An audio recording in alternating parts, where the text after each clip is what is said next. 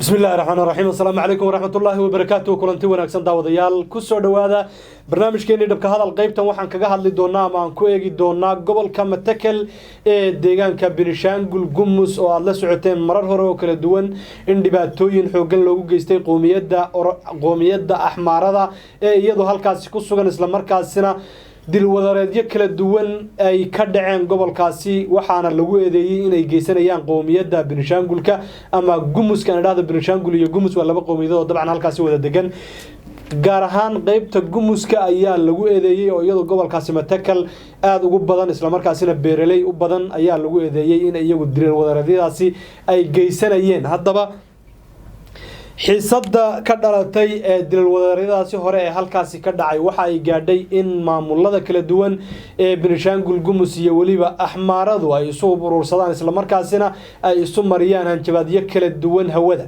iyadoo qoomiyadda Axmaarada maamulkeedu ay marar kala duwan dawladda Ethiopia ugu baaqday in ay wax ka qabato dhibaatada halkaas ka dhacaysa ee lagu beegsanayo dadka reer Axmaaro ee ku sugan gobolkaasi Matakel arintaasi waxay sababtay in dawladda Ethiopia ay gobolkaasi la wareegtay awoodiisa isla markaasina lagu wareejiyay generaal ka tirsan ciidamada militariga wadanka Ethiopia si ay u maamulaan halkaasi kuwaasi oo sheegay mar ka mid ahayd mararkay halkaas ku sugnaayeen in ay dileen dhowr iyo 40 qof oo ay ku sheegeen maleeshiyaadkii iyagu halkaasi ku ugaarsanayay dadka reer Axmaaro ee gobolkaasi ku sugan arintaasi waxa loo arkayay in ay dawladda Ethiopia gacan bira ku qaban doonto qoomiyadda halkaas ku sugan ee loo aanaynayo dilalka halkaasi ka dhacay hayeeshee waxaad moodaa in arintii aysan waxba iska bedelin oo dilalkii ugu badnaa taariikhda inta la og yahay ee halkaasi laga geystay ay ka dhaceen xalay ilaa iyo maanta gobolkaasi Matakel ee deegaanka Benishanguul Gumus isla markaasina qoorta loogu caseeyay dad badan oo reer Axmaara arintaasi ayaynu eegi doonaa waxa ila jooga saaxiibkay jaamac iska war ma sha Allah halka war oo shan haye u kaasa maxaa u dambeeyay Matakel bismillaahir rahmaanir rahiim marka hore waan salaamayaa guud ahaan shacabka Soomaaliyeed meel kaste oo ay joogaan salaamullaahi calaykum baan leeyahay nuuro marka aan ka hadlayno xaaladda gobolka Matakel iyo maxaan ku dhahdaa rabshadaha ka taagani de waa kuwa halkoodii ka sii socda bishii hore ayay ahayd markii ra'iisul wasaare Abiy Ahmed uu halkaasi booqashada ku tagay taladii gobolka Matakel iyo aaga oo dhanba uu la wareegay saraakiil maaragtay la yiraahdo command post oo isku dhaf ah oo isugu jira ciidamada iyo maxaan ku idhaahdaa booliiska iyo militariga iyo kuwan sirdoonka iyo xisbiga ay la wareegeen taladii gobolka marka waxa maaragtay rijo badan laga qabay in la xakameeyo maaragtay mashaqada halkaasi ka aloosan maalmihii hore ciidamada dawladdu waxay sameeyeen dhaqdhaqaaqyo badan oo dad badan ay ku laayeen dad badan ay ku soo qabqabteen dad maaragtay si aad u foolxun oo bini'aadanimada ka dhana loola dhaqmahayo yaa maaragtay waxa la wareejinayay baraha bulshada oo la isku xidhay madaxoodii iyo lugahoodii iyo qaar maxaan ku idhaahdaa qoort garbihii iyo iyagana lugihii la isku xidhay oo sidii maxaan ku dhahaa kubadii inta laga dhigay iyagoo daraasiin ah meelaha maaragtay magaalooyinka tuulooyinka dhexdooda ah lagu aruurinayo waxyaalo maaragtay noocaas soo baxayay dawladdu waa tii qaansooyinka furatay maxaan ku dhahaa fallaaraha nimanka meesha joogana intooda badan fallaaraha maba wataanba qoryahan darandooriga u dhaca yay haystaan dhowr iyo 40 waan dilay bay yiraahdeen adu tira badan bay sheegteen laakiin tiradii ugu badnayd ee hal mar ay dhahan waan dilay 42 ay ahaayeen markii fallaareen ay ka furteen markii dambana haddana mar dhowr iyo 20 bay dileen marba wax baan dilay in bay dhihi jireen adu kulay baa warbixin bay soo saari jireen waxay doonayba han noqoto hawshii maalmo iyo maaragtay taxasishay muddo maaragtay yar toddobaada yaa waxa maaragtay noqotay mid yar degtay oo xogaa xasilooni laga dareemay aaga wixii haddana mar kale ay soo laba kacleeyeen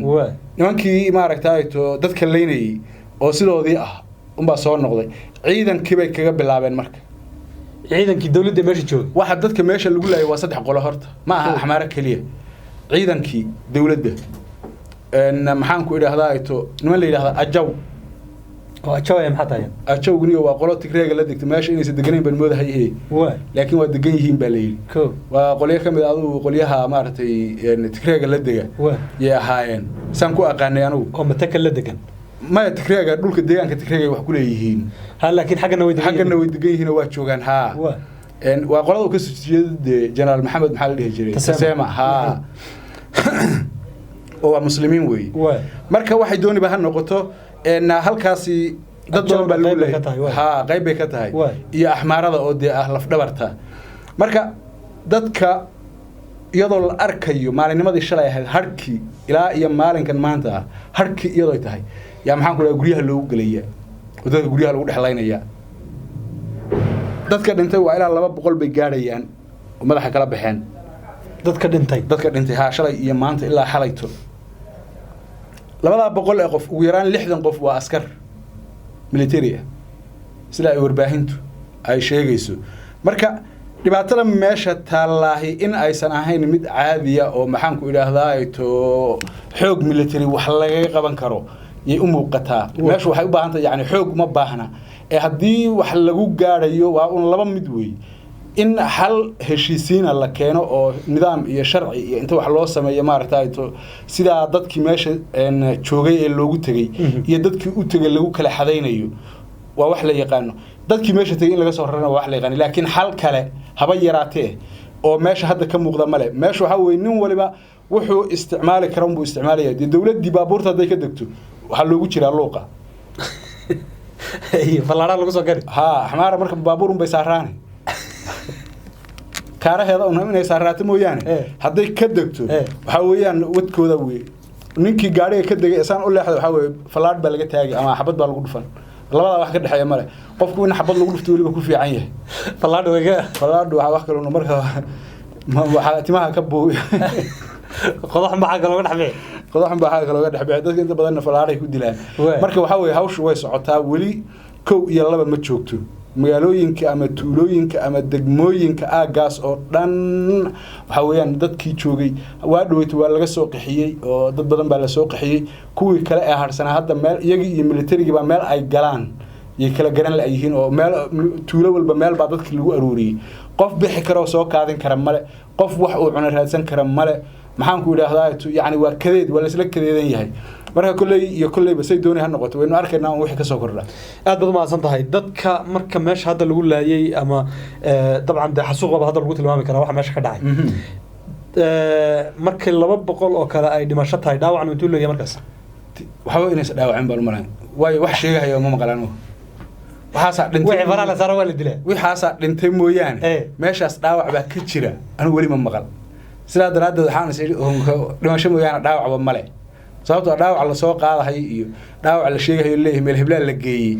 intii maartay muddo ku dhawaad aduu 6 bilood bay wax socotaa 6 bilood ay socoto wax dhaawac oo laga sheegayo ama la leeyahay maartay to uu ka dhashay ha ma arag laakiin waa lagu dhintay un baa leeyahay marka de mawjima ma waxaan la isku dilahayaan de dhaawac dadka dhalooyin baa lagu dilayaa waxa lagu dilayaa baangado waxa lagu dilayaa mindiyo waxa lagu dilayaa wax kaste oo wax lagu dilo ya lagu dilayaa xabaduna ay ugu intahay dhalooyinkuna ay ugu yar yihiin qof nool waxa arkaysaa inta dhalab bash laga sii caloosha laga gelinayo laga xaga loo maartay looga soo bixinayo dadka meesha joogana dad naxama hadii dadka dad cun away ha sababtoo waa dad aan wax maartay aan allana aqoonin aadamana aqoonin loodan geesaha waaweyn bay dhaqdaan meeshii looda ay u marlahaydna rag baa beer ka dhigtay marka waxa uu taas ka dhidiyay ha dhulkoodii baa laga qaaday markuu midna meeshan beer ka samaystay 20 kale looga yeeray axmaaro xaggan oromana ay ka tagtay nin walba meel buu beer ka samaystay loodii saaka dareertay meeshay soo mari lahayd baa rabaa marka dibku meeshu ka taagan yahay waa halka weeyaan dadkan deegaanka ah iyagu ma aha beeraley waa la dhaqato waa iyagu xoolo dhaqato ha waaweyn oo waxay leeyihiin gudguduudan oo geesa waaweyn oo looda ilaa iyo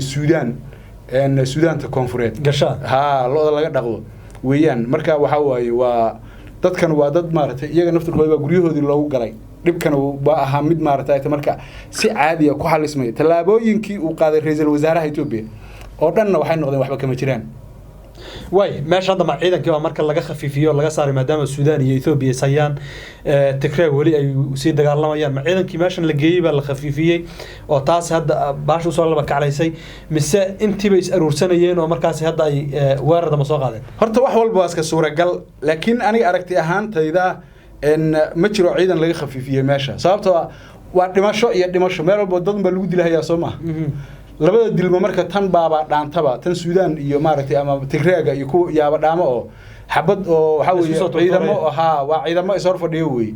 tan laakiin de ma aha ciidamo is hor fadhiyo waa dad maxaan ku yiraahdaa dhulka ka soo baxayo kale oo dhulkii waa wada kaymo iyo hayjado iyo qarumo iyo dhul waxa weeye aad iyo aad qarfo u aweeyaan marka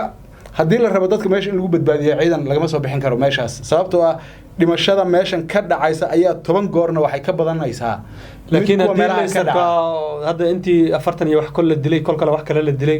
la yiri dadkii waanu leeyahay wax soo weerarayay ma laga yaabaa dawladdu intii ka dambeysana waxba una dhicin isdigato tir meesha waad nabadaysan kadibna sida ciidamada laga saar waa dadka oo dhan dadka deegaanka weeyaan waxa dhibka wada ee dad gaar ma aha ama ciidan gaar ma aha waxaan waa qaab jabhadeed bay u samaysan yihiin qaabka jabhadeed ay u samaysan yihiin dadka deegaanka u samaystay waa ciidan la abaabulay la hubeeyay la habeeyay hoggaan leh qaab jabhadeed ha qaab u dhisan yihiin mar haddii kacdoonka noocaas ee siyaasadda ku salaysan oo waliba siyaasad dhinaca dhulka ah hawshu haday tahay waxa weeyaan ma aha wax ku dagaysa wax yar qof kasta oo dadka deegaankaas ku noola yaa qaba fikirka ah in lagu soo duulay deegaankiisii oo la qaadanayo teeda kale wixii waxay u arkaan si practical ah u arkaano ninkii saaka looda soo dareeriyay waa dhulkii loo soo martay saaka aan galabta marsiin karin oo iyadoo nin ootay u imaanay ciidamada dawladuna ay ku waardiinayaan marka waa wax ay ka midaysan yihiin maamulka gobolka maamulka heer deegaan ee maxaan ku raadayay Benishanguulka iyo maamulada kale ee heer degmo ilaa iyo heer tuulo sababtoo ah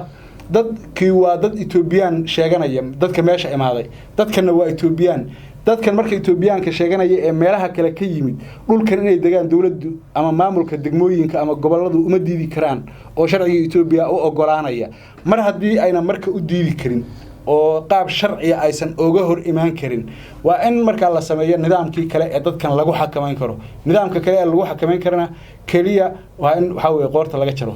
sida un bay noqonaysaa ay ku cabsan karaan inay cabsi mooyaan wax kale oo celinaya male marka waxaanu inay baahan ay ballaadhaan ay sii fidaan la xakameyn waayo heer ay farahaba ka baxaan ay gaaraan waxa weeyaan waxa kalifaya waa siyaasad weeyaan mar haddii wixii la siyaasadeeyo oo nidaam siyaasi oo ku lug yeesho oo loo arko maaragtay kuwan waxay ku soo degayaan waa siyaasad iskama soo degayaan waxa weeyaan waa geedi siyaasadaysan iyo dhul beereed la qabsanayo oo siyaasadaysan kuwana way fahmayaan iyagina way siyaasadeen ciidan bay u abuureen Malaysia loo abuuriyay dadkii deegaanka ahaba maaragtay lagu abaabulay wax laga dhaadhiciyay nin walba marka fallaadhiisa iyo baangadiisa iyo kii aan waxaysan dhal u qaadan Ethiopia dhalooyinku way ku badan yihiin khamrada lagu cabo guriga la soo galay konton dhalaa taala dhalooyinka on baad jabsan laakiin dhalada waxan bay taxataa ma disha waa dilaysa hadii caloosh laga geliyo qofka koob kaga seenaysa dadka hadda waxa lagu laynayo inta ugu badanba waxa lagu laynayo waa aad baad maasantahay jaamac markaan dib ugu laabano bal Benishanguul Gumus aawa iyaga maamulkii arintan waxbay ka og yihiin waxbay ka maamulkii gobolkaasi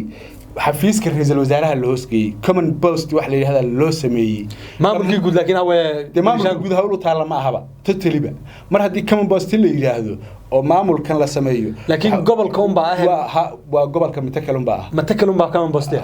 maamulkii kale Benishanguul Gumus wuxuu ka shaqeynaya deegaamada kale